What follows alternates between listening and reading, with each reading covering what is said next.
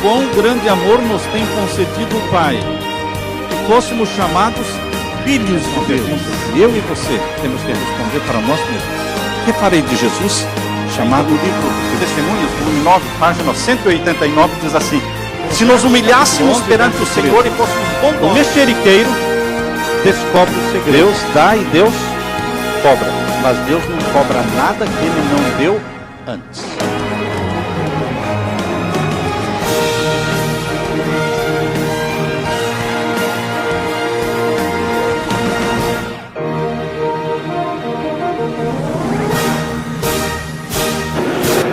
Pai Santo que estás nos céus, na Tua presença estamos, adorando-Te em espírito e em verdade. Obrigado por todos aqueles que o Espírito Santo trouxe aqui nesta manhã. Viemos em busca da Tua glória, da Tua bênção, da Tua santidade. Viemos em busca de esperança, de perdão, de refúgio, de socorro. Viemos em busca de tudo que nós necessitamos espiritualmente e materialmente também. O Senhor é a fonte de toda a bênção. É para o Senhor que corremos nas horas difíceis. É no Teu ombro que choramos. É a Tua mão que nos consola. É a Tua mão que enxuga as nossas lágrimas. Portanto, Pai, em nome de Jesus, envia o Espírito Santo neste momento sobre nós, e que fale o Espírito Santo ao nosso coração, que conforte o Espírito Santo o coração dos tristes, dos abatidos, dos desconsolados. Que o Senhor nos levante, nos dando ânimo para perseverarmos nesta caminhada rumo ao céu, até Jesus voltar. Amém. Ouve a nossa oração, dá-nos luz celestial para entendermos a Tua palavra, em nome de Jesus. Amém, Senhor. Amém. Santidade ao Senhor. Esse é o título da mensagem. Não é um tema muito popular, porque afinal de contas ninguém está procurando santidade. As pessoas procuram dinheiro, procuram fama, procuram popularidade, procuram acúmulo de riquezas, procuram títulos, bacharelados, procuram esposa, procuram namoradas, enfim, há tantas buscas que pouquíssimos estão preocupados em buscar santidade. Mas sabe, meu querido, que a coisa mais importante nesta terra é a santidade, porque ninguém irá para o céu sem ser santo. Deus disse: sede santos porque eu sou santo. Jesus está falando. Deus pede de você e de mim santidade. E as pessoas dizem: pastor, mas eu também não sou um santinho. Você não é um santinho, mas deveria ser um santo. Um santo homem de Deus, uma santa mulher de Deus. Santo não é aquele que nunca peca, santo não é aquele que nunca cai, santo é aquele que dedica a sua vida para servir a Deus, com todas as fragilidades que temos, com todos os defeitos de caráter que nós temos, mas nós dedicamos nossa vida ao Senhor. E Deus nos levanta quando caímos e continuamos na qualidade de santos aos olhos de Deus. É assim que Deus quer que você seja. Qual é o seu grande sonho? Sonho de vida.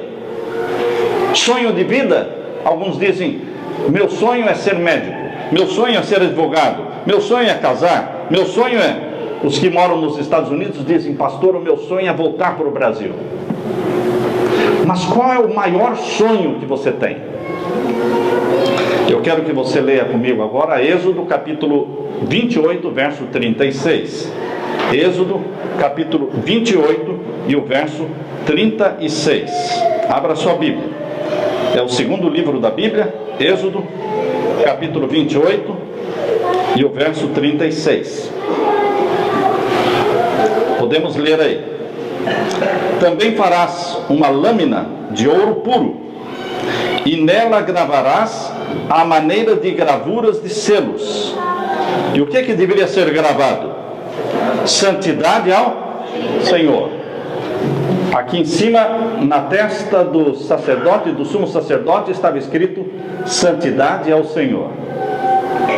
Os filhos de Deus que vivem nesta terra deveriam ter gravado aqui na testa esta frase: santidade ao Senhor. Estamos indo para o céu, destino a Nova Jerusalém.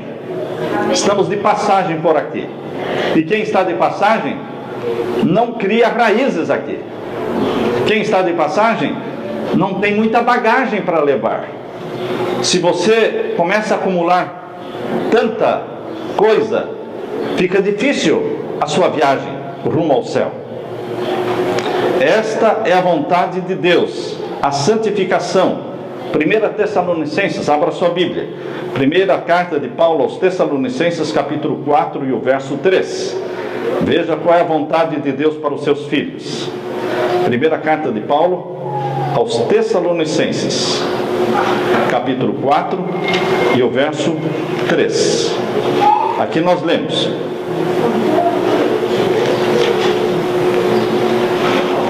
primeira carta de Paulo aos Tessalonicenses, capítulo 4, verso 3. Porque esta é a vontade de Deus, a vossa santificação. Lá no primeiro texto que nós lemos, diz que na nossa testa tem que estar escrito o quê? Santidade ao Senhor. E aqui Deus está dizendo: esta é a minha vontade para vocês, a vossa santificação, que vos abstenhais da prostituição. Na palavra grega é porneia. Que vos abstenhais, que vocês fiquem fora e longe da porneia, da pornografia. Daí, desta palavra grega vem a palavra pornografia. Que fiquem longe disso. Santificação é algo oposto à porneia, oposto à pornografia, que fala de toda a promiscuidade sexual no mundo. Outro texto que nós queremos ler está na primeira carta de Pedro, capítulo 1. Primeira carta de Pedro, capítulo 1 e o verso 14. Abra sua Bíblia. Primeira carta de Pedro, capítulo 1 e o verso 14 a 16. Aqui nós lemos 14 a 16. Como filhos obedientes, não vos conformando às concupiscências que antes havia em vossa ignorância. Na linguagem de hoje, a tradução diz assim: sejam obedientes a Deus e não deixem que a vida de vocês seja dominada por aqueles desejos que vocês tinham quando ainda eram ignorantes. Estou lendo a Bíblia na linguagem de hoje.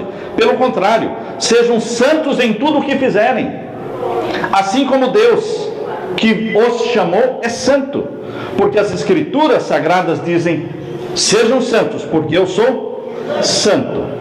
Queridos, aqui nós estamos como seres humanos, fracos, defeituosos, cheios de pecados e falando de santidade. Como é que nós podemos ficar falando de santidade com todos os pecados que temos?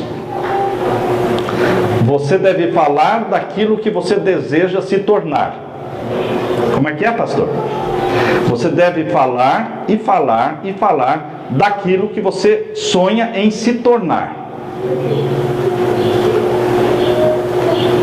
Porque isso faz sentido.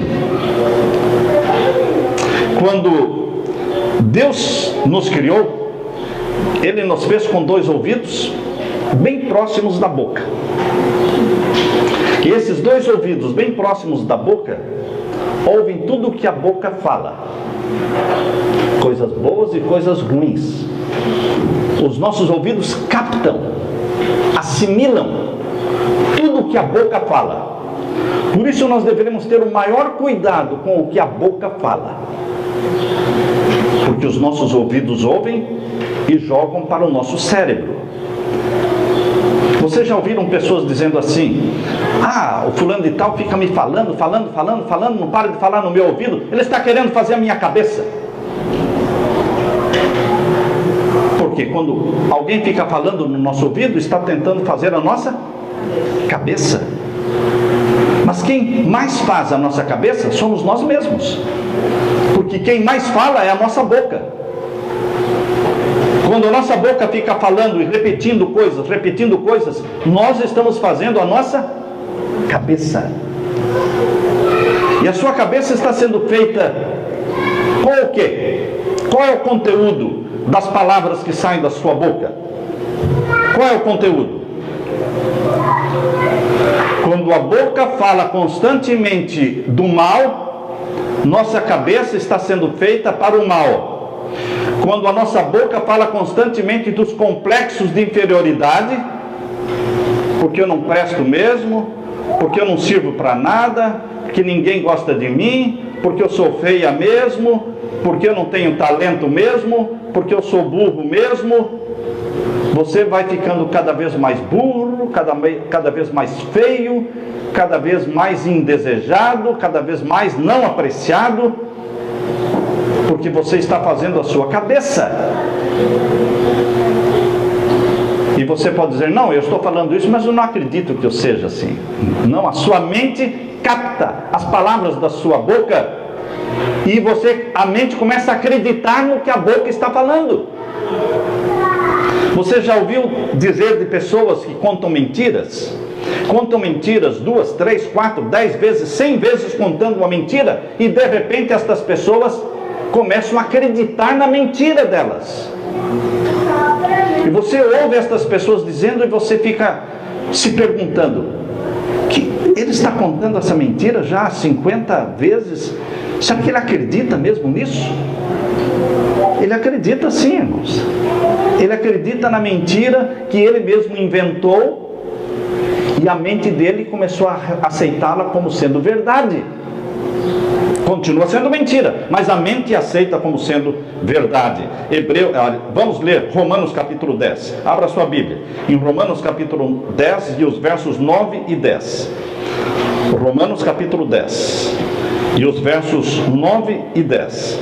Vejam só o poder que existe na palavra. Há poder em suas palavras. Este é um livro que eu aconselho que você leia. Se você quer ler um bom livro, leia este livro. Há poder em suas palavras. Esse é o título. O autor é Don Gosset. O autor do livro é Don Gosset. Esse livro é um livro para ser lido e distribuído. Ali diz, há poder em suas palavras porque elas são como dinamites. As palavras são como dinamites, cheias de poder, de energia, e fazem um grande estrago ou fazem um grande bem. Depende do que você está falando. Em Romanos capítulo 10 e os versos 9 e 10 diz assim, vamos ler: a saber, se com a tua boca confessares ao Senhor Jesus. Como é que a gente confessa o nome de Jesus? Com a boca. Você tem que falar que ama Jesus. E quando você começa a falar que ama Jesus, pastor, como é que eu vou falar que eu amo Jesus se eu não amo? Engane a mente. Engane a sua mente. Fale que ama Jesus e a sua mente vai começar o quê? A acreditar que você ama Jesus. Meu Deus, que beleza, que bênção! Deus colocou 2 ouvidos próximos da boca para captar as palavras que saem da nossa boca. Você não precisa sentir aquilo que você está falando. Você tem ódio de uma pessoa, mas você não fala que tem ódio de uma pessoa, porque só vai aumentar o ódio. Você fala que ama aquela pessoa, mas é mentira. Não é mentira. Você está falando aquilo que você deseja fazer. O sonho seu é amar aquela pessoa, mas você não consegue. Mas você começa a falar que ama aquela pessoa, que quer o bem daquela pessoa. Queridos, à medida que você vai falando, a mente vai captando e a mente começa a acreditar que você realmente ama aquela pessoa e você começa a amar. Chega no momento em que o que a boca está falando, a mente aceita como sendo verdade. E aí começam a vir sentimentos de amor. No começo você fala, mas sem os sentimentos do amor. Os sentimentos são de ódio. Mas você fica falando que ama, que quer o bem daquela pessoa, que quer que ela vá para o céu, quer que ela seja salva em Jesus.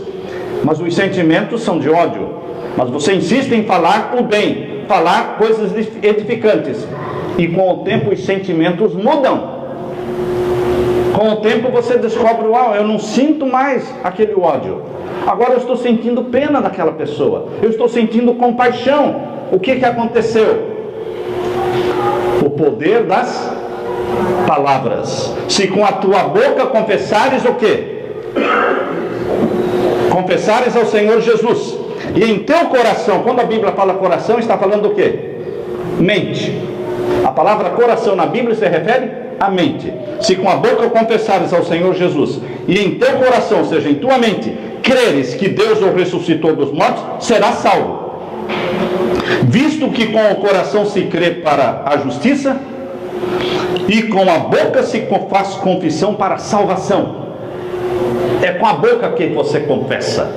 Há pessoas que querem ser salvas, mas não falam do céu, não falam de Jesus, não cantam hinos, querem louvar a Deus, mas louvam só com a mente.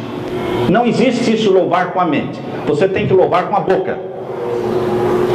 Quando você está no meio de uma classe, não é? Fazendo o exame do Enem, você não pode ficar louvando com a voz alta, vai atrapalhar todo mundo. Então você louva a Deus com a mente ali.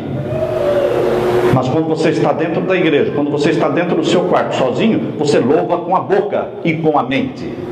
Confessa com a boca.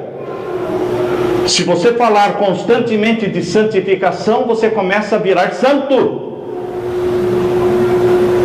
As palavras são cheias de poder, não são vazias. Se você começa a falar de Jesus, e fala de Jesus, e fala de Jesus, mas como é que eu vou falar se eu não sinto nada por Jesus? Comece a falar, você decida falar de Jesus, falar do céu, e com o tempo você vai ter sentimentos preciosos em relação a Jesus e em relação ao céu. Fale de Jesus, fale do céu, pense nisso, ore sobre isso. Não importa quão pecaminoso seja o seu coração, pouco a pouco a mente vai se enchendo do céu, se enchendo de Jesus, se enchendo do Espírito Santo, e a santidade de Jesus começa a pegar em você. A santidade de Jesus é pegajosa, ela gruda em você. Não tem como você falar Jesus, Jesus, meu Salvador, Jesus amado, que morreu por mim, eu te amo, mas é mentira, eu não sinto isso. Mas fale, confesse com a boca, porque o diabo não sabe que você sente outra coisa. Vocês sabiam disso? Que o diabo vai ouvir o que a boca está falando, mas não sabe o que a mente está sentindo, porque ele não lê os pensamentos. Quando você olha para o seu inimigo, que falou mal de você, que deu prejuízo, que denegriu a sua imagem, a sua reputação, e você começa a falar, eu quero o bem dele, porque eu o amo como Jesus ama a mim, o diabo fica todo perdido. O que está acontecendo aqui? Será que isso que eu estou ouvindo da boca desta pessoa é verdade? Ele está dizendo que o diabo não sabe que lá no seu coração, lá na sua mente, você não ama. Você só está falando com a boca. E o Espírito Santo vai mudando o sentimento. E você com o tempo começa a olhar aquela pessoa com sentimentos de amor e de compaixão. Queridos, a santidade de Jesus pega em nós, mas o mal também pega. Então não fale do mal. Não fale da desgraça do mundo, que vai ficar maior a desgraça. Não fale dos seus defeitos, que aumentam os defeitos. Não fale dos defeitos dos seus filhos. Não fale que eles são desobedientes, porque eles vão se tornar mais desobedientes. Não fale que seu marido não presta, porque ele ficará pior marido ainda. Não fale que seu marido é beberrão, porque ele vai beber mais ainda. Não fale que seu filho é viciado em droga, porque ele vai ficar mais viciado em droga. E o que eu tenho que fazer? No culto de oração, em vez de você pedir oração pelo seu filho viciado, você se levante e dê glória a Deus pelo seu filho libertado. Mas é mentira, ele não foi libertado. Nunca vai ser libertado enquanto você estiver falando que ele é drogado, que ele é presa de Satanás. Ele vai continuar presa de Satanás. Mas quando você dedica o seu filho a Jesus Cristo, dizendo, ele pertence ao Senhor Jesus, porque eu sou a mãe e eu dou meu filho para quem eu quero, eu estou dando para Jesus, ele é de Jesus, ele é libertado em Jesus. Isso quebra o poder de Satanás, porque você está investindo no bem, você está investindo na edificação e na salvação, você está fazendo promover o reino da luz. Quando fala das desgraças do mundo, dos vícios do mundo, você só promove o reino das trevas. Satanás fica feliz da vida, porque você está fazendo propaganda dele. Estão percebendo, queridos? Deus nos fez assim. O ponto em discussão, irmãos, não é se somos santos ou não. Lógico que somos pecadores. Quem não sabe disso? Quem não sabe disso que somos pecadores? Isso é falar o óbvio. Quando você fala, eu sou pecador, eu sou muito frágil, eu sou fraco, você está falando o óbvio. Todo mundo já sabe. Eu também sou. O ponto não é esse. O ponto é o que é que eu quero ser. Onde eu quero chegar? No céu. Então eu vou falar do céu. O que você deseja ser? Santo ao Senhor. Então fale da santidade ao Senhor. E pare de lamentar seus defeitos e comece a exaltar as virtudes de Cristo como sendo suas. Olhe lá para os frutos do Espírito Santo, em Gálatas capítulo 5, os frutos do Espírito Santo. E então, fale daqueles traços de caráter que estão lá. Amor, paz, longanimidade. E fala, Senhor, esses são as minhas qualidades de caráter, Senhor. Porque eu estou pegando agora as qualidades de caráter de Jesus e estou colocando em mim. Eu estou me apossando disso. É isso que eu quero ser. E você será. Amém. Essa é a obra do Espírito Santo. Comunicar para você, transferir para você tudo que é de Jesus. É uma transferência que o Espírito Santo faz. Nossas energias, nossa conversação do dia a dia, dentro de casa, nossa meditação, tudo precisa estar concentrado em quê? Quando você conversa com as pessoas, é sobre o capítulo da última novela? Você viu o que foi ontem? Sabe o que vai acontecer amanhã? Esse é o assunto da sua conversa? Isso é podridão. Isso é perdição. Ninguém pode ir para o céu com a Globo, não. Não dá para ir. Tem que ficar longe disso. Nossa conversação tem que ser em torno do nosso sonho, céu, santidade. Esse é o assunto da nossa conversa.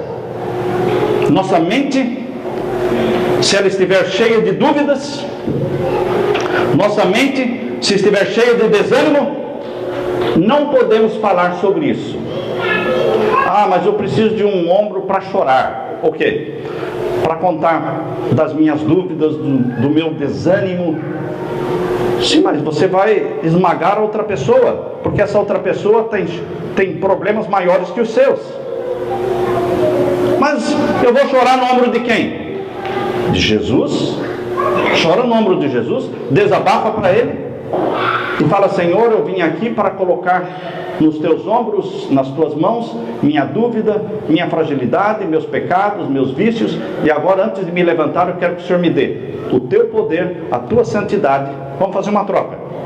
Não é isso que Jesus disse em Mateus 11, 28? Vinde a mim, vós cansados e sobrecarregados, e aprendei de mim, que sou manso e humilde de coração. Você chega arcado com os pecados, com as dúvidas e com os defeitos de caráter, e sai o quê? De cabeça erguida, com a mansidão, com a humildade de Jesus.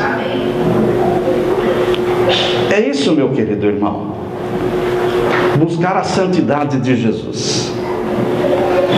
Devemos nos negar a falar e pensar em coisas negativas.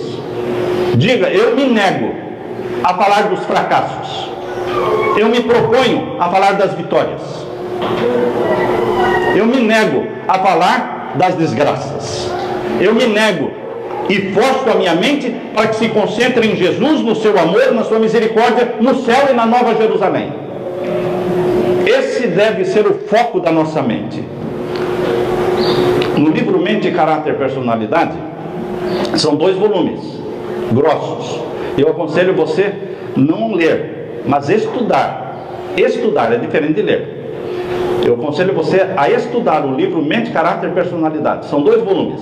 Você vai gastar um tempão até terminar os 2 volumes. Porque ali fala das leis da mente. Como funciona a mente? Foi lá que eu aprendi sobre essa questão dos 2 ouvidos e o poder que existe na palavra que sai da boca. No volume 2, página 674,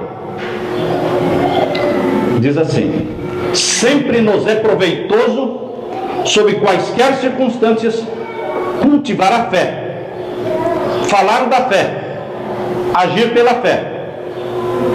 E você diz: mas eu não tenho fé. Mas fale como tendo. Isso não é hipocrisia? Não, isso é fé. Quando você fala da fé e age pela fé sem ter fé, isso é o quê?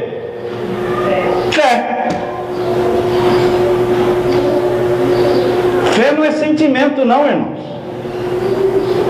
Você não sente que tem fé, você exerce a fé. Fé é a mão que pega, fé é o pé que anda, fé é ação, não é sentimento. Não devemos enfraquecer o coração e as mãos, permitindo que sugestões de mentes suspeitas nos plantem no coração as sementes da dúvida e da desconfiança.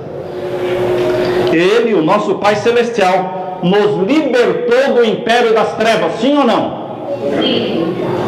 Então pare de falar das coisas que são do reino das trevas, porque você não é mais do reino das trevas. Amém. Isso está em Colossenses 1,13. Abra sua Bíblia, Colossenses 1,13. Aqui nós lemos Colossenses 1,13. Podemos ler? O qual nos tirou do reino das trevas e nos transportou para o reino do Filho do seu amor. Vivemos no reino do Filho que é Jesus, no reino do amor do nosso Senhor Jesus Cristo. Fomos tirados do reino das trevas, logo não temos mais nada com o reino das trevas. Não vamos falar dele, não vamos assistir o que é dele, não vamos comer o que é dele, não vamos vestir o que é dele, não queremos nada, nenhum link. Eu não quero nada que me prenda ao reino das trevas, porque eu pertenço ao reino do Filho de Deus, de Jesus, o reino do seu amor. Fomos transportados. Ou você não sabe se foi transportado? Você não tem certeza de que foi transportado do reino das trevas para o reino da luz? Você tem que ter certeza.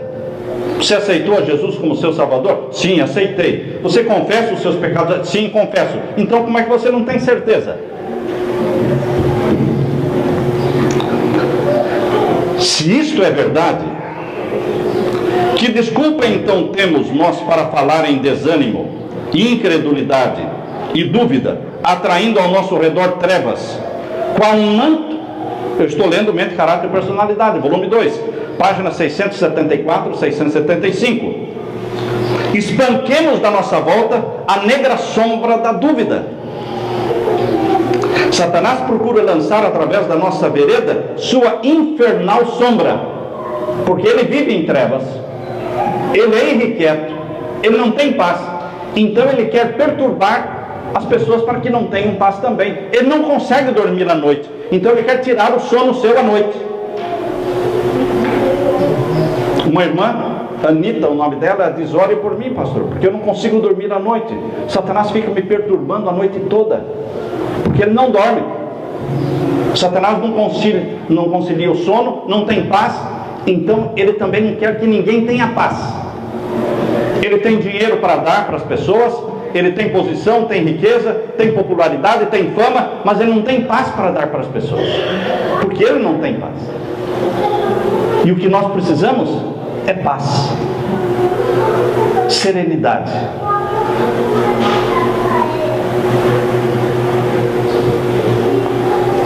Satanás procura lançar através da nossa vereda sua infernal sombra. Nossa fé tem de penetrar a negra nuvem da dúvida e incredulidade e apoderar-se do braço de Jesus. Dedique o seu filho a Jesus, dedique a sua família a Jesus, dedique o seu negócio para Jesus e diga: Senhor, esta casa é tua, esta empresa é tua, Tudo que está aqui é teu. E o Senhor me ensine como administrar. Para-te. Para-te. Porque o Senhor é o dono dos meus negócios. O Senhor, existe um livro que está traduzido em português, e o título do livro é esse: O dono dos meus negócios. O Senhor é o dono dos meus negócios. Esse é o título. Vocês já ouviram falar em Ellen White, esta serva de Deus, que nasceu em 1827 e morreu em 1915. Teve mais de 2.000 sonhos e visões. Escreveu mais de 25 milhões de palavras. 70 anos como uma mensageira do Senhor. Como é que ela tratava as dúvidas? Porque dúvidas todos têm. Quem não tem dúvidas? Quem não tem defeitos? Quem não tem problemas? Como é que ela tratava esse problema? Vejam, ela conta a experiência dela.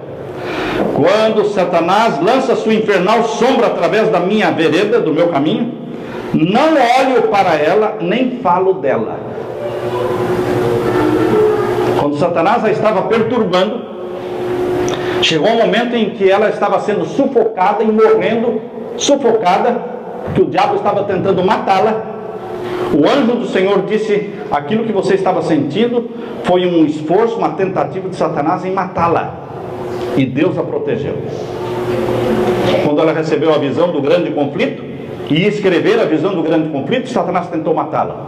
Mas, queridos, Deus é soberano. Deus é o dono da vida. Nada pode lhe tocar sem a permissão divina. Nós somos dele. E ela diz: quando Satanás lança sua infernal sombra através do meu caminho, não olho para ela e nem falo dela, glorificando o diabo por falar nele e no seu poder, e o tempo difícil que estou atravessando. Não, eu abro o caminho através das sombras e pela fé me apodero de Jesus Cristo. Amém. Olha só, queridos, é assim que temos que fazer. Mente, Caráter e Personalidade, volume 2, página 675. Eu sei que muitos vão sair correndo daqui e vão querer ler esse livro, né? Porque é de ânimo. Se você não quiser comprar, você não compra, você abaixa da internet, tudo de graça. Os livros do Espírito de Profecia estão lá para serem baixados e lidos. Continua a serva de Deus falando: falemos como tendo fé. Você precisa ter fé para falar de fé? Sim ou não? Não. Você precisa amar a sua esposa para falar que ama? Sim ou não? Não. Amar é uma decisão. Eu não amo, mas eu decido amar. Não é que eu quero amar. Tem pessoas que você não quer amar. Tem pessoas que são tão indesejáveis, tão chatas, que você não quer amar aquelas pessoas. Mas você decide amar. Estão vendo a diferença entre querer e decidir? Querer é sentimento. Para você querer uma coisa, você tem que ter sentimento em relação àquilo. Mas para decidir fazer, você não precisa ter sentimentos. O marido pode falar para a esposa: eu te amo, todos os dias. E a esposa vai abrir um sorriso e ele diz, ele pensa, né? Mas é mentira. Mas deixa que ela creia que seja verdade. Você tem que falar. E com o tempo, o que vai acontecer? Os ouvidos vão ouvindo você falando: eu te amo. Você é o presente que Deus me deu. Queridos, a sua mente vai o quê? Acreditar. E você vai ser feliz. Você vai ser feliz. Decida amar. Decida perdoar. Tudo é decisão que você faz com a mente. Pecar também é uma decisão que você faz com a mente. Você acha que as pessoas pecam sem querer? Conhece alguém que pecou sem querer? Alguém conhece alguém que pecou sem querer? Eu não encontrei ainda uma pessoa que pecou sem querer. Todo mundo que eu encontro peca querendo. Pecou porque quis pecar. Decidiu pecar. Simplesmente isso. Ah, mas Satanás tentou? Bom, Satanás tenta, mas ser tentado não é pecado. Alguém foi mais tentado do que Jesus? Não. E ele pecou? Não, então tentação não é pecado. Satanás não pode forçar uma alma a pecar. Pecado é um ato voluntário da alma. Pecado é um ato voluntário da mente. E você decide: eu não vou pecar. E sai de perto da tentação. Não vai correr para ela, corre para longe dela, como José fez. José correu para longe da tentação e não para os braços da tentação. Você decide não pecar com a mente. Fale como tendo fé. Toda dúvida que expressamos é uma semente semeada, e essa semente pegará raízes em alguma mente, em algum coração. Não há necessidade de pronunciar uma palavra de dúvida e assim louvar o maligno, por seu maravilhoso poder de nos manter em sujeição a ele. Não, Cristo Jesus me adquiriu e me redimiu. Satanás não tem poder sobre mim. Minha casa é tua, meu esposo é teu, meu filho. Você vai citando os nomes. Dá o nome de cada um e vai dizendo: ele é teu, ela é tua, meu lar é teu. Aqui é a tua residência, Jesus. Satanás reclama o mundo para si. Satanás alega que nós lhe pertencemos porque nós somos pecadores. Mas nós dizemos: nós pertencemos a Jesus. Lembram-se vocês lá em Judas, verso 9? Abra a Bíblia lá em Judas, no verso 9. Fala de que quando Jesus veio para ressuscitar Moisés tinha morrido. E agora veio Jesus para ressuscitar Moisés. Mas Moisés era um homem pecador como todos nós. E Satanás disse: ele pertence a mim, você não pode ressuscitá-lo, ele é um pecador. Satanás afirma que todos nós somos dele, porque todos nós pecamos. Mas lá em Judas 9, Jesus disse: eu não vou discutir com você, o Senhor te repreenda. Ressuscitou Moisés e levou para o céu. O que Deus faz com as acusações que Satanás faz quando ele nos acusa que somos dele? O que Jesus faz? Jesus não está nem aí com o que o diabo fala. Jesus está dando atenção para o que a sua boca fala. Se a sua boca fala que você é de Jesus e que clama pela misericórdia de Jesus, toda a lista de pecados que Satanás apresenta que você praticou, tudo isso é nada, irmãos. Tudo isso é nada.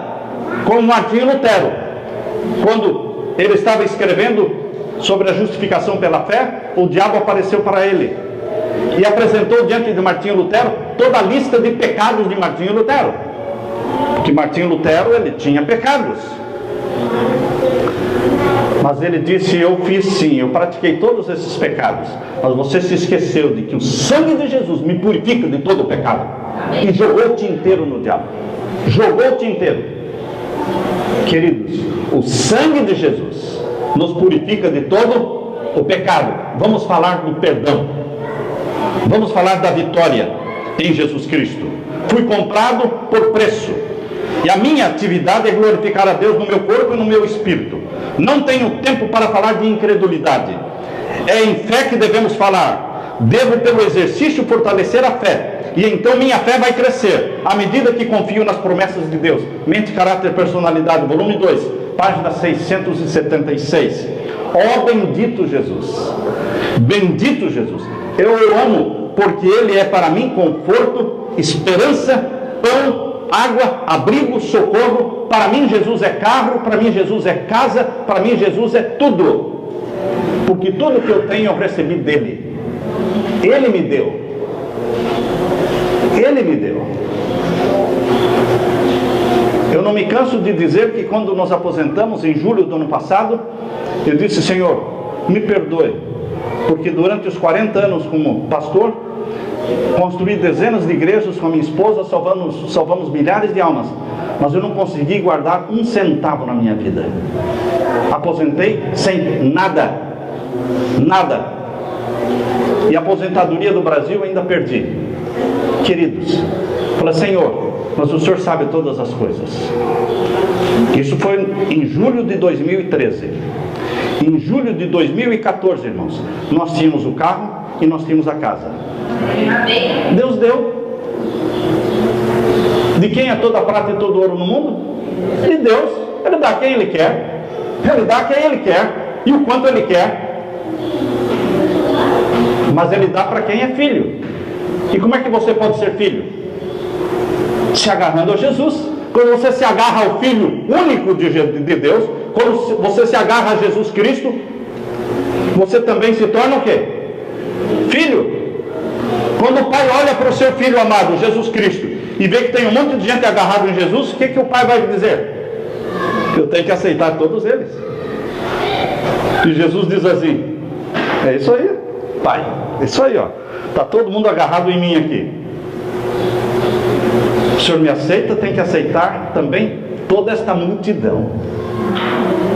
É isso que Jesus faz. Quando Jesus ressuscitou, lá em Mateus capítulo 27, versos 51 a 53, diz que Jesus não ressuscitou sozinho.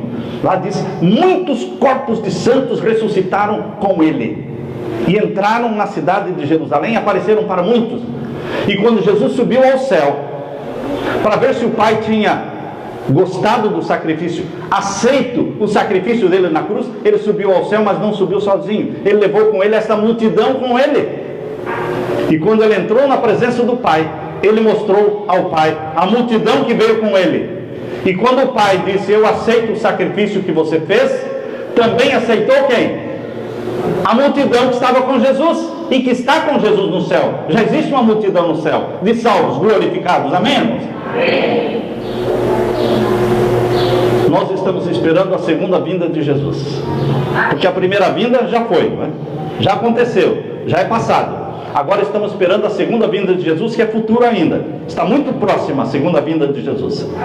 E agora Ele não vai levar uma pequena multidão. Agora Ele vai levar uma grande multidão de pessoas que são irmãos dEle, comprados pelo sangue dEle.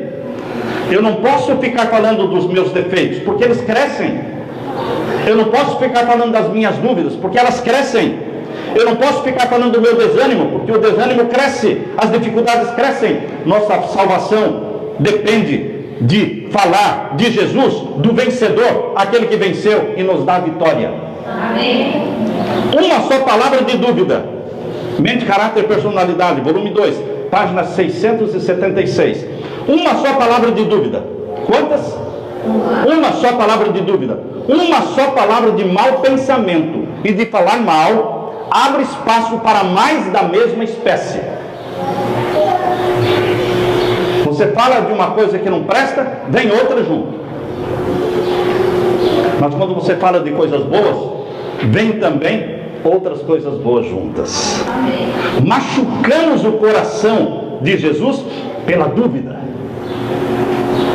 Machucamos o coração de Jesus quando ficamos lamentando, lamuriando, quando Ele nos deu tais provas do seu amor, dando a sua própria vida para nos salvar, a fim de que não perecêssemos, mas tivéssemos vida eterna. Ele nos diz: vinde a mim, vós cansados e sobrecarregados, eu vos aliviarei. Amém. Mateus 11, 28.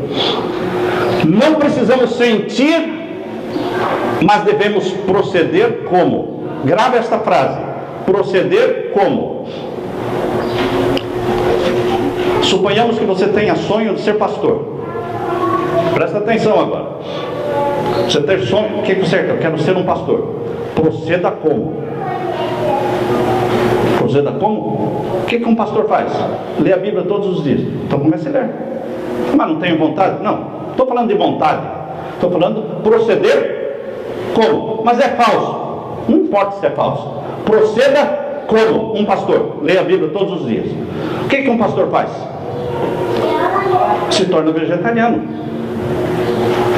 Ah, é? Se torna vegetariano. Então proceda como um pastor. Se torna o quê? Ah, mas eu não tenho vontade. Não estou falando de vontade, estou falando de proceder como. Você tem que definir o que você quer ser, meu irmão. Você quer ser um pastor, então você tem que proceder como? Começa a usar um paletó assim, não é? Uma gravata, vindo para a igreja, de gravatinha e tal. Todo mundo vai olhar, pastorzinho, né? E você, está funcionando. Está funcionando. Venha com a Bíblia. E diga: Senhor, Eu quero ser. Eu não sou, mas eu quero ser. Então proceda como? De repente vão te convidar para pregar. E você não vai dizer, não. Proceda como um pastor diz, não estou preparado, tal. Hein? Pode passar a lição da escola sabatina para não, eu não estou preparado. Não, proceda como? Um pastor nunca vai falar, não estou preparado. Como é que não está preparado? Você não é pastor? Então não tem esse negócio de não estou preparado. Está sempre preparado. Proceda como? E você vai procedendo como? E você se torna aquilo que você sonhou em ser. Nós nos espelhamos em Jesus, irmãos. Nós queremos ser como Jesus. Então você haja como Jesus, mesmo que não tenha o sentimento e a vontade. Trate as pessoas como Jesus. Seja caridoso como Jesus. E de repente as pessoas vão olhar para você e vão ver que você é como Jesus. Você decide agir e proceder como. Eu não me sinto digno da salvação, mas eu vivo uma vida crendo que estou salvo, porque Jesus falou que eu estou salvo. Eu não preciso sentir que estou salvo. Satanás não deixa você sentir que está salvo. Satanás faz assim: quem não está salvo, ele faz com que essas pessoas sintam que estão salvas, para continuarem perdidas. Perceberam? Mas quem está salvo, ele faz com que essas pessoas sintam que não estão salvas, para atormentá-las. Ele quer atormentar. Mas você não precisa sentir. Você precisa somente o quê? Crer que está salvo. Por quê? Porque Jesus falou: aquele que vem a mim, de maneira nenhuma lançarei fora. Quem tem o Filho de Deus, tem vida eterna. Quando as pessoas dizem, eu não sei se eu estou salvo, eu pergunto, você tem Jesus? Aceitou Jesus como Salvador? Sim. Então, como é que você não sabe se está salvo? Se você tem Jesus, confessou os pecados a Ele, creia que Ele perdoou. Mas eu não sinto que fui perdoado. Você não precisa sentir que foi perdoado. Há pessoas que confessam todos os dias o mesmo pecado. Quando é um pecado muito grande, você matou alguém. A história de Martinho Lutero diz que ele matou uma pessoa. Por isso ele foi para o mosteiro, para se tornar um monge, para abafar a consciência dele, para fazer penitência, porque ele queria alcançar a certeza do perdão através das penitências. Queridos, ele não sentia que estava perdoado, mas chegou num momento em que ele creu que ele estava perdoado. Você não precisa sentir o perdão. Você não precisa sentir a cura, sabia? Eu estou doente, estou cheio de dores ainda, não consigo levantar da cama. Comece a louvar a Deus pela cura. As pessoas vão dizer que você ficou louco, porque você está gemendo de dores na cama e louvando a Deus pela cura que o Senhor me deu. Eu te louvo pela cura que o Senhor me deu. Ele não deu ainda. Mas, queridos, quando você fala daquilo que você quer ser e não daquilo que você é. Jesus, quando olha para você, não vê como você é, vê aquilo que Ele quer que você seja. Quando Ele olhou para a mulher adúltera, Ele não viu uma mulher adúltera, Ele viu uma santa mulher de Deus. E ela se tornou a santa mulher de Deus. Veja nas pessoas aquilo. Veja no seu filho que é viciado em drogas. Veja nele o quê? Um filho de Deus liberto, salvo. E louve a Deus por esses filhos, liberto e salvo. E o que vai acontecer? Você está comprometendo Deus, e Deus vai ter que fazer aquilo. Você comprometeu Deus. Não nos sentimos santos, mas cremos que estamos santos. Queridos, está na hora de terminar. Romanos capítulo 10, verso 9. Se você confessar com a sua boca que Jesus é Senhor e crer com a mente que Deus ressuscitou a Jesus dentre os mortos, você será salvo. É difícil ou é fácil? tempo leva para uma pessoa sair do reino das trevas e ir para o reino da luz? Quanto tempo leva para a pessoa sair do estado de perdição e entrar para o estado de salvo em Jesus? Quanto tempo leva? Quanto tempo levou para o ladrão na cruz sair da gangue de ladrão, que era do reino das trevas, e passar para o reino da luz, o reino de amor de nosso Senhor Jesus? Quanto tempo levou? Ele disse assim, ele olhou para Jesus ali do lado da cruz, companheiros de cruz, né? Ele disse: lembra-te de mim quando entrares no teu. Ele acreditou que Jesus era Senhor do céu e da terra. Ele acreditou que Jesus era Rei dos reis, porque ele disse: lembra-te de mim quando entrares no teu reino. E Jesus olhou para ele e disse: em verdade te digo hoje, que tu estarás comigo no paraíso. Quanto tempo levou para vir a resposta da salvação, irmãos? Segundos. Segundos. Confesse que Jesus é Senhor e seja salvo, tu e a tua família. Amém? Louvado seja Deus, louvado seja o Senhor. Amém, Senhor.